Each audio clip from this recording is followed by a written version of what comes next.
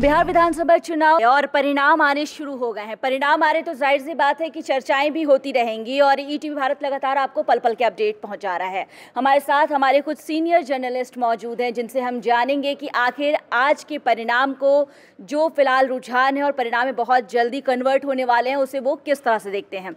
तो चलिए बात करते हैं। सर, जो चुनावी परिणाम फिलहाल आने शुरू हुए हैं, जो फिलहाल टैली है अपने पास में, उसे आप किस तरह से देखते हैं? क्या कुछ लगता है, क्या इसी की उम्मीद थी? मुझे लगता है कि जो पिछले 20-25 सालों में जो डेवलपमेंट हुआ है जिस तरह से पॉलिटिकल, उसमें एक बात इस परिणाम से ज़ाहिर होती है कि लोग जातिवाद से ऊब चुके हैं। अब जाति के आधार पे वोट देना नहीं चाहते, क्योंकि ऐसा देखा जा रहा है कि जो परिणाम सामने आ रहे हैं उसमें 45 सीटें ऐसी हैं जो मुसलमान और यादव जो MY समीकरण है उन सीटों पर बीजेपी और JDU की बढ़त है। 18 सिर्फ सीटें ऐसी हैं जिस पर RJD की बढ़त है। तो दिखाई पड़ता है कि जातिवाद को ये पहला चुनाव है जो बहुत ही बुरी तरह से तोड़ रहा है। ये एक उम्मीद भी जगाता है बिहार के लिए। और दूसरा है कि जो नीतीश का अपना काम है, आप जहाँ भी जाएं सड़कें मिलेंगी, बिजली मिलेंगी, आपको हर जगह नल जल योजना जो है वो ज़मीन पर दिखेगी। तो लोग जो देख रहे हैं, जो उनके आसपास चीज़ें हो रही हैं, उससे वो इस बार वादों से, इस बार सपनों से, कल्पनाओं से वो नहीं चल रहे। हकीकत जो ज़मीन पे दिख रही है उसके मुताबिक वो वोट डाल रहे हैं। ये वोट सही मायने में अपने आने वाले दिनों के भविष्य के सुरक्षित करने के जो तरीके हो सकते हैं उसका एक तरह से एक मैनिफेस्टेशन है। तो मुझे लगता है कि जातिवाद भी टूटा है इसमें। एक जो हकीकत है वो बिहारी के बारे में जो कहा जाता था कि ये हकीकत में कम जीते हैं और एक जो इनके अंदर में जो सपने दिखाए जाते हैं जातिवाद को लेकर के उसको जीते हैं, तो ऐसा नहीं है। वो एक ग्लोबलाइजेशन का दौर भी है, लोग बाहर निकल रहे हैं, बाहर की दुनिया को भी देखते हैं, उनको लगता है कि ये दुनिया हमारे यहाँ भी होनी चाहिए। तो उसकी भी एक तरह से प्रकटीकरण है, एक तरह से एक सिंबलाइजेशन है। तो मुझे लगता है कि बहुत उम्मीद जगाती है ये चुनाव परिणाम, उम्मीद जगाता है। बिल्कुल उम्मीद जगाने वाले परिणाम है, ये कहना है। और इस पर मुझे एक बात याद आ गई, वो मैं अपने पाठकों को बताना चाहती हूँ, अपने दर्शकों को, कि एक बार मैंने एक महिला का इंटरव्यू लिया था और उनसे पूछा था कि इस बार आप जाति पर वोट करेंगी या फिर विकास पर। तो उन्होंने मुझसे पूछा था कि विकास कौन सी जाति है। तो ये जो भ्रम है ये शायद इस बार टूटता नज़र आ रहा है चुनाव परिणाम में। सर, ये बताइए कि इस बार जो परिणाम आ रहे हैं, NDA जो है वो जश्न मना रही है। लगातार उनके जितने भी ऑफिसेस हैं, दिल्ली में भी लड्डू और लिट्टी चोखा सबकी तैयारी कल ही हो गई थी। तो पहले से जो ये जश्न की तैयारी की गई थी, इतना ज़्यादा कॉन्फिडेंस कैसे आया? क्या ऐसा उन्होंने किया, उनका एजेंडा ऐसा क्या रहा जिसका ये आज उन्हें फल मिला है कि जीत के रूप में उनके सामने आ रहा है? NDA का देखिए बहुत सारी चीज़ें उनकी क्लियरिटी के साथ थी, उनके डेवलपमेंट की दिशा तय थी, उनके लीडर्स बहुत जो है क्लियर कट थे। जबकि दूसरी तरफ हम देखें महागठबंधन में तो कन्फ्यूजन ही कन्फ्यूजन था। तो ये उनको इसलिए कॉन्फिडेंस आया क्योंकि उनकी जो डेवलपमेंट की जो रूपरेखा है, जो रोड मैप है और जो उनकी जो नीतियां हैं, वो मुझे लग रहा है कि समझाने में वो कामयाब रहे। खास करके जो महिला वोटर है जो एक जगह कंसोलिडेट हुआ और जो युवा वोटर है जो उसको दिखता है कि बिहार जो है बदल रहा है और बिहार बदल सकता है, तो ये सब चीज़ें उनके फेवर में गईं और जिससे उनको इतना थम्बिंग मेजॉरिटी में जीत हासिल हुई। और दूसरी तरफ वो लोग अपनी चीज़ें नहीं पहुंचा पाए वोटर तक और बहुत कन्फ्यूजन था उनमें, अपने भी कॉन्फ्लिक्ट थे और वो सारी चीज़ें उनको वो खामियाजा महागठबंधन को देखने को मिला।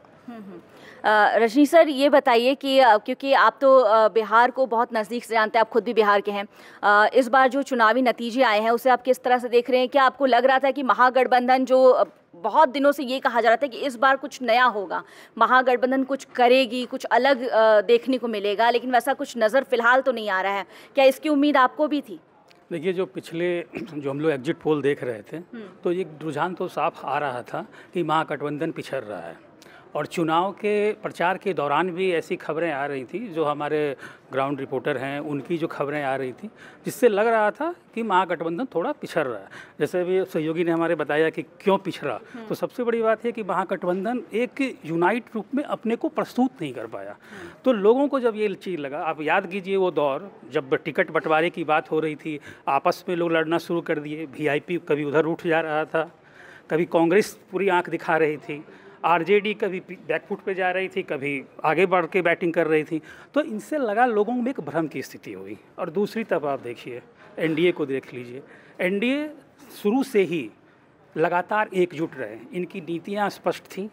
हाँ, भले थोड़ी देर के लिए अमित शाह ने जब कह दिया था कि नीतीश कुमार मतलब चेहरे को घोषित नहीं किया, उन्होंने कहा कि जो बड़ी पार्टी होगी लोग सब मिलजुल के तय करेंगे, तो थोड़ी संशय की स्थिति आई। मुझको लगता है पूरे प्रकरण में बस एक ही जगह ऐसा था जहां एनडीए थोड़ा सा कन्फ्यूज नज़र आया। उसके अलावा आप देख लो हर जगह एनडीए की एक स्पष्ट दिशा निर्देश था, स्पष्ट नीति थी। उसके बाद अमित शाह जो चाणक्य कहे जाते हैं, वो लगातार बिहार में बैठे रहे। पटना में वो 2 से 3 दिन रहे, रैलियां नहीं की, उन्होंने सिर्फ रणनीति बनाई। जहां लोग बिछुड़ रहे हैं, रूठे हुए हैं, उनको मनाना, कैसे लोगों को एकजुट करना, तो ये सारी चीज़ें स्पष्ट दिख रही थी कि एनडीए लीड ले रहा है। हाँ, अब ये 200 का कहीं आंकड़ा पकड़ जाए तो ये चमत्कार ही हो जाएगा अभी। बिल्कुल, और दावे तो किए ही जा रहे हैं कि 200 पार भी कर जाएंगे। खैर, उसके लिए इंतजार करना होगा। मैम, आप किस तरह से देख रही हैं बिहार के परिणाम को? मैं देख रही हूँ कि यहाँ अमित शाह के जो चाणक्य नीति है वो पूरी तरह कामयाब दिख रही है। और जिस तरह कांग्रेस और बाकी जो बिहार की पार्टीज रही, आरजेडी, उन सब का जो कन्फ्यूजन है वो सतह पर बना रहा, तो इसके चलते जनता ने उन पे भरोसा नहीं किया और एनडीए की क्लैरिटी, विकास के रोड मैप को उन्होंने सराहा है। वोटर टर्नआउट भी बहुत बड़ा फैक्टर रहा है कि टर्नआउट जो है 1952 के बाद सबसे ज़्यादा इस बार रहा है, तो ये एक बड़ा फैक्टर है। दूसरी चीज़, महिला वोटर्स जो है 8% से ज़्यादा पुरुष से उन्होंने ज़्यादा वोट किया है, ये है। यूथ फैक्टर है, तो वोटर्स में महिला यूथ फैक्टर ने इस बार बहुत बड़ी भूमिका दिखाई है, ये स्पष्ट दिख रहा है। तो एनडीए मुझे लगता है उनकी आशा की किरण है बिहारियों की, और वो उनको तरजीह दे रहे हैं इसमें। बिल्कुल, और प्रवासी जो वोटर्स हैं उनको भी बुलाने के लिए बहुत बड़ा अभियान भी चलाया गया था। तो सर, क्या लगता है कि जो तमाम एजेंडा चलाए गए उसका नतीजा है? ये सारे लोग तो डब्ल्यू फैक्टर भूल ही जा रहे हैं। एमवाई फैक्टर पुरानी ज़माने की बातें हैं, शायद वो 60, 70, 80 के दशक के लोगों के लिए हो सकता है, लेकिन जो वर्तमान में है विमेन फैक्टर, इसने बहुत वर्क किया है। आप ये सोचिए कि जो बिहार का पुरुष वर्ग है वो ज़्यादातर बिहार से बाहर जा कर के नौकरियाँ करता है, महिलाएं घरों में होती हैं, तो जाहिर तौर पर जब बाहर से उनको बताता है कि उस राज्य में, मसलन मैं इस समय हैदराबाद में हूँ, मैंने कुछ लोगों से बातचीत की थी रेलवे स्टेशन पर सिकंदराबाद, उन्होंने बहुत साफ साफ बोला कि हमें भी ऐसी ही चीज़ें चाहिए। जब वो घर जाते हैं बताते हैं कि वहाँ पे सड़कें कैसी हैं, हैदराबाद में किस तरीके की बिल्डिंग्स हैं, किस तरीके का इंफ्रास्ट्रक्चर है, उनके दिमाग पे असर करता है, पहली चीज़। दूसरी चीज़, आप इस बात को कतई मत भूलिए कि मध्य प्रदेश में क्या हुआ, कर्नाटक में क्या हुआ, पड़ोस के बिहार के राज्य झारखंड में मैया सम्मान योजना ने क्या किया। मध्य प्रदेश में रिकॉर्ड 163 सीटें 230 पे 30 में से विधानसभा में पहली बार इतनी बड़ी मेजॉरिटी के साथ दशकों बाद बीजेपी जीत करके आई थी। 1250 रुपये, यानी कि कुल मिलाकर के हम कह सकते हैं कि जितना पैसा फ्लोट किया रोज़गार के नाम पर बिहार में नीतीश कुमार ने, उतना ही कमोवेश मध्य प्रदेश में भी किया। और शिवराज सिंह, जिनके खिलाफ एंटी इनकम्बेंसी की बातें कही जा रही थी, सरकार बनी। हिमाचल में कमोवेश यही हुआ। बंगाल में भी ममता बनर्जी महिलाओं को लेकर इसी तरीके की योजना चलाती हैं जिसके आधार पर बनता है। तो जाहिर तौर पर जो बिहार स्टेट है वहाँ पे महिलाएं, उन्होंने पूरी की पूरी तस्वीर बदली है। इस बार महिलाओं ने वोटिंग भी ज़्यादा आगे बढ़ चढ़ के की थी, तो एक ये बहुत बड़ा फैक्टर है। इसके अलावा जो दूसरा सबसे बड़ा फैक्टर है वो है अंदरूनी महागठबंधन की लड़ाई। आखिरी दिन जब नॉमिनेशन गुजर गया तब तक ये साफ नहीं था कि उनके कैंडिडेट्स कौन है वहाँ पर। बीजेपी ने इस मामले में, या हम कह सकते हैं एनडीए ने, अपने सारे चीज़ें साफ रखी थी। तीसरी, आप सड़कों को मत भूलिए। बिहार हमेशा से अपनी सड़कों के लिए पूरे देश में बदनाम रहा है, पूरी दुनिया में। आप लालू यादव का हेमा मालिनी अंबानी का बयान मत भूलिए, बिहार में सड़कें बहुत काम करती हैं क्योंकि वहाँ से लोग बाहर जाते हैं, वहाँ जो भी रोज़ी रोज़गार है सड़कों का उसमें बहुत बड़ा योगदान है। और अगले 5 साल में वादा किया है नितिन गडकरी ने कि बिहार में वो चीज़ें आप देखेंगे जो आपने कभी नहीं देखी होंगे। और वर्तमान में भी आप मोकामा के पास भी, जब बेगूसराय के आसपास जो उन्होंने हाईवेज़ बनाए हैं, जो इन्होंने ये राजगीर को जोड़ा है, गया से लेकर के पटना का जो कनेक्टिविटी 80-90 किलोमीटर 4 लेन पे हुआ है, आप इन सबको कतई ना भूलें। ये वो फैक्टर्स हैं जिसने बिहार के लोगों को एक उम्मीद जगाई है। लेकिन मैं तो मानता हूँ कि इसमें महिला यानी कि डब्ल्यू फैक्टर ने सबसे बड़ा वर्क किया है। बिल्कुल, वो फैक्टर भी है। और जो तमाम रीज़न बताए जा रहे हैं कि आखिर एनडीए की सरकार इस बार कैसे बिहार में बनेगी और क्यों बनेगी, उसमें बहुत हद तक सच्चाई भी है। सर, तमाम चीज़ों की बात हो गई, लेकिन सबसे इम्पॉर्टेंट मुस्लिम मतदाता भी कहीं ना कहीं बिहार में रहते हैं और वो अपना वोट बहुत सोच समझ के करते हैं, पर्टिकुलर किसी पार्टी को ही करते हैं। इस बार बहुत सारे चेंजेस दिख रहे हैं, आप उस चेंज को कैसे देख रहे हैं? देखिए, तेजस्वी MY फैक्टर में उसको सुलझन बनाना चाहा, लेकिन वो उलझ गया उसमें।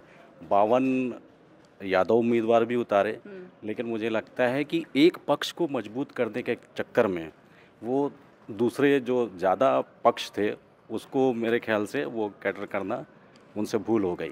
और ये जैसा हमारे सभी साथियों ने कहा कि मोर स्टडी मोर कन्फ्यूज़न हो गया। वो लास्ट तक उलझे रहे तमाम उलझनों में और उनकी उलझनें खुद बढ़ती गई। एक बात मैं कहना चाहूँगा, जैसे विकास जी ने कहा कि जाति को छोड़कर विकास का हाथ थामा उन्होंने, है ना, और महिलाओं ने जो है स्टेप आउट किया, बम्पर वोटिंग हुई इस बार। और एक मिथक लेकिन इस बार ये टूटा है कि जब आप बम्पर वोटिंग करते हैं तो ये माना जाता है अमूमन कि ये सत्ता विरोधी लहर है, लेकिन इस बार एक कमज़ोर कड़ी किंग मेकर बनकर उभरा। नीतीश कुमार की महिला हितैषी नीतियों को लोगों ने सराहा, महिलाओं ने बम्पर वोटिंग की, 10,000 रुपये ट्रांसफ़र हुए थे। मुझे लगता है 1.25 करोड़ मध्य प्रदेश में थे, 1.5 करोड़ बिहार में, 1.5 करोड़ ने कमाल कर दिया, 1.25 करोड़ ने मध्य प्रदेश में किया था। 10,000 ट्रांसफ़र हुए, बल्ले बल्ले थी, महिलाएं बाहर निकली घर से, सबसे ज़्यादा वोट उन्होंने ही किया। और देखिए आप आज बिहार पे लगता है मुझे डबल सेंचुरी के करीब हैं ये लोग। और आरजेडी जो है मेरे ख्याल से 50 के आसपास महागठबंधन लग रहा है कि सीट जो शेयरिंग का सिस्टम था वो भी बहुत ही खराब कह सकते हैं, जो इनकी एक बड़ी। चलिए, यहाँ पे आपस में ही हमारे जर्नलिस्ट कुछ डिबेट करना चाहते हैं तो हम भी इसे आगे बढ़ाते हैं। बोलिए सर। ये जो महिलाओं को लेकर के बार बार ये कहा जा रहा है कि 10,000 रुपये ने बड़ा काम किया, ये बड़े ही एक ऊपरी सतह की व्याख्या है। असल में सच्चाई ये है कि 20 साल पहले नीतीश कुमार ने जिन लड़कियों को साइकिल दिया था वो माएँ बन चुकी हैं, उनके बच्चे अब स्कूल जाने लगे हैं, उनको पता है कि साइकिल ने क्या क्रांति की थी। कि 10,000 रुपये क्रांति नहीं किया है, 10,000 तत्कालिक उसका एक असर हो सकता है, लेकिन जड़ जो है ना, रूटेड महिलाओं का जो एक एम्पावरमेंट है, जिस तरह से नीतीश कुमार ने किया है। दूसरा पहलू एम्पावरमेंट का है स्वयं सहायता समूह। स्वयं पहले क्या था कि आप किसी लेंडर के पास जाते थे जो उधार देता था, ज़मींदार होता था, वो अनाप शनाप ब्याज पर पैसे देते थे आपको। एक जाल, ऋणी जाल जो है वो पैदा होता था, उसमें उलझता जाता था पूरा परिवार और कई बार वो तबाह हो जाते थे। नीतीश कुमार ने स्वयं सहायता समूह बना करके महिलाओं को एम्पावर्ड किया। अब उन्हें किसी लैंड लॉर्ड के पास नहीं जाने की ज़रूरत थी, किसी मनी लेंडर के पास नहीं जाने की ज़रूरत थी। अब वो सीधा बैंकों से पैसे लेती थी। और वो जो साइकिल पर चढ़ करके, साइकिल पर चढ़ना बिहार जैसे राज्यों में लड़कियों का साइकिल पर चढ़ना ही अपने आप में क्रांति है, रिवॉल्यूशन है। नीतीश कुमार ने एक रिवॉल्यूशन का रोड मैप तैयार किया और वो रिवॉल्यूशन आज के डेट में महिलाओं के थोक भाव में जो कहते हैं वोटिंग, उसके रूप में सामने आया है। 10,000 रुपया जो अकाउंट में डाले गए हैं, ये उनका बोनस मात्र है। बिल्कुल, और खुद नीतीश कुमार भी इस बात को कहते आए हैं कि जो उन्होंने बच्चियों के लिए जो योजनाएं शुरू की थी, आज से जब उनकी सरकार नई आई थी उस समय, ये साइकिल योजना हो या पोशाक योजना हो, उसके बाद वही महिलाएं आज उनकी वोटर हैं और उसका असर उनके हर बार के इलेक्शन में देखने को मिलता है। बिल्कुल, लोग भूल जाते हैं ना। जैसे आपने जो कहा ना कि बच्चियों के लिए योजनाएं शुरू की, बिल्कुल, जो लड़कियां मैट्रिक पास करती थी 60% के साथ, उसे 10,000 रुपये दिया जाता था। ये 10,000 रुपये पहली बार दिया गया है, एक बार दिया गया है, भविष्य में क्या होगा मालूम नहीं।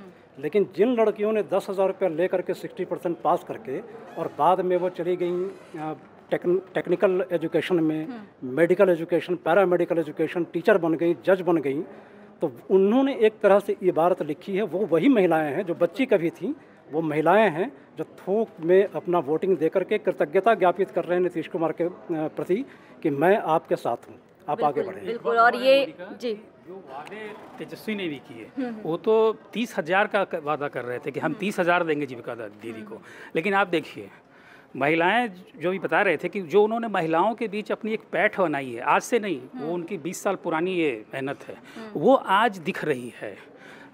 तेजस्वी में के झांसे में वो लोग नहीं आए, 30,000 का उनको लोभ नहीं आया, वो 10,000 का ही उनको लगा कि नहीं ये ठीक है, ये बंदा करके दे रहा है। और सबसे बड़ी बात क्या कि सबके खाते में पैसे चले गए। आप बिल्कुल पहले याद करिए, बिल्कुल एक बताता हूँ झारखंड का आपको, जब झारखंड का चुनाव हो रहा था तो बीजेपी ने ज़्यादा पैसे के वादे किए थे, लेकिन बीजेपी की तरफ वोट नहीं गया। हेमंत सोरेन ने यही काम किया था कि जो भी उन्होंने वादा किया सारे पैसे सबके बैंक अकाउंट में चले गए। तो एक लोगों को भरोसा आता है कि ये सिर्फ ये वादा नहीं कर रहा है, ये करेगा। ये जो तो ये जो बिल्कुल तो ये जो भरोसा है उसका ये नतीजा माना जा रहा है। हमारे एक्सपर्ट बता रहे थे कि किस तरह से नीतीश कुमार की ये 20 साल की मेहनत है और एनडीए को भी उसका फ़ायदा होता दिख रहा है। पीएम मोदी, अमित शाह, इन तमाम लोगों ने जो प्रचार अभियान चलाया उसका भी असर है। तो बहुत मिला जुला असर, जिसकी वजह से नीतीश कुमार की बहार